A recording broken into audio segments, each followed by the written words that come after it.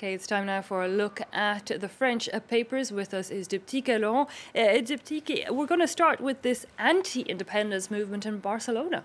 Well, a good part of the French press are really talking about it on their front pages this Monday, including the right-leaning paper Le Figaro, which puts that figure at hundreds of thousands of pro-unity protesters, people in Catalonia opposing the independence movement. Well, other papers say perhaps even more than 1 million people attended those protests, while Les Echos, the French business paper, says the streets came to Madrid's rescue in the Catalan standoff on Sunday. Because the pro-unity protesters had been quite silent, really, since that referendum on October 1st, some admitting as much in one French paper. Well, they did admit that they've been slow to react. For the third time in 2 weeks, Libé reminds us, the pro-unity demonstrators have hit the streets to defend their position, their desire that Catalonia should stay a part of Spain. And it's a big deal, Libé says, because up to now the streets have been all about the pro-independence movement. Their protests have been financed by the Catalan regional government. So the pro-unity movement says it regrets not having acted earlier, not having been more proactive earlier, but clearly they're trying to make up for lost time now. And what's interesting is the timing couldn't have been better in a case of politics reflecting sport. Catalans' Girona football team faced Real Madrid in a National League match yesterday. The Catalans won 2-1.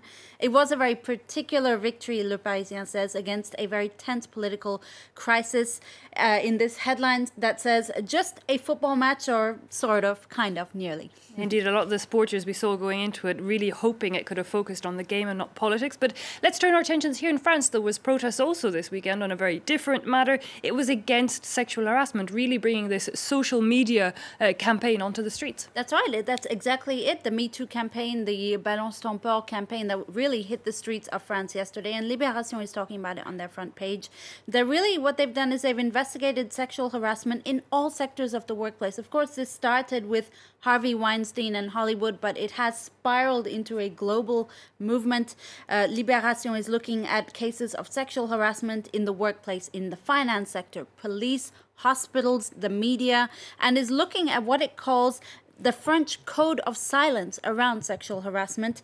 Libé says that according to a 2014 survey, 1 in 5 women experience sexual harassment during their careers. Sociologists say it could be much higher, but what's even worse is just 1 in 4 report sexual abuse because either management chooses to sweep it under the carpet for quote-unquote business reasons, or the victim herself is fearful for her job and chooses just to not report it. Hence this culture of silence. One sociologist interviewed by Libération says what we really need is more medical support for victims of sexual harassment, but also professional support in changing the culture of behavior in the workplace. Indeed, changing our mentalities, I guess, more than anything else. Now, Le Parisien is also looking at a very serious level of sexual harassment, actual rape allegations leveled against a prominent Islamic intellectual. That man is Tariq Ramadan. The vice tightens around Tariq Ramadan. That's what Le Parisien says on its front page, adding that the testimonies by 2 of his alleged victims paints, I quote, a picture of a true predator. Those are the words of Le Parisien. Ramadan, who is actually a professor of contemporary Islamic studies at Oxford University, denies the allegations from one of the victims, a woman who says she was a former Salafist who's turned into a secular feminist. Her name is Henda Ayari, and she's given an interview to Le Parisien saying that Ramadan allegedly raped her in 2012 in a Parisian hotel. This month after he reprimanded her for no longer wearing the veil, the Islamic headscarf, and also for wearing makeup. Now, she says the Twitter movement against sexual harassment actually gave her the courage to speak up. For Ramadan, she says, either you're veiled or you're raped, voilé ou violé, on the front page, on this article from Le Parisien. Okay, well, let's move on to something a lot lighter now, and perhaps a bit of sport news, because for once I will admit today the sports news gets my interest, because it's not football that's making the front page, but Formula 1. That's right. Every time we talk about L'Equipe, it always seems to be football related. I'm happy to say today it's all about Formula 1 car racing. L'Equipe is talking about the sacred monsters of motor racing. Frenchman Sébastien Ogier, who's a rally driver, well, he's just clinched his 5th world champion title. And of course, Lewis Hamilton, the Brit who nabbed his fourth Formula One title now. He's 3 titles away from equaling Michael Schumacher's record, and there are still 2 races to go at the end of the season. So he's going to have a very easy end of season now. He finished 9th place in the Mexican GP, mind you. Start. Yeah. So probably not the best way to end his season.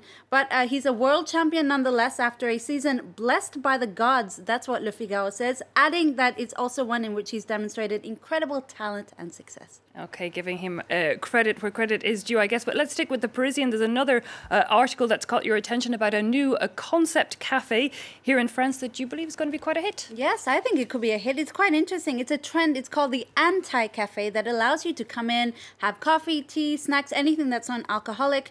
The only catch is you don't actually pay for the beverages or food. You pay for the time you spend in the cafe. So you pay €5 an hour. The idea is to sort of, I guess, financialize the people who come in and spend their whole day working in cafes. Anyway, it's quite a hit. The anti-cafe chain is now opening a 9th establishment in France, so I guess something's working there. One patron interviewed by Le Parisien says, I quote, "It's great because in a traditional cafe, after about 30 minutes, if you don't reorder, you start to feel a little bit like a parasite. Well, here you can squat all day long in these cafes as long as you pay the hourly rent and you don't even have to reorder." And Le Parisien explains it's a concept spreading everywhere now, from gyms to ski stations to some hotels where individuals might need a couple of hours of privacy between themselves. I have to say, though, it's one thing I liked when I moved to Paris first is that you could order one coffee and people didn't come back and ask. Yeah, which was a very foreign concept to me at the time. Diptyque Laurent, for that French press review, thanks very much.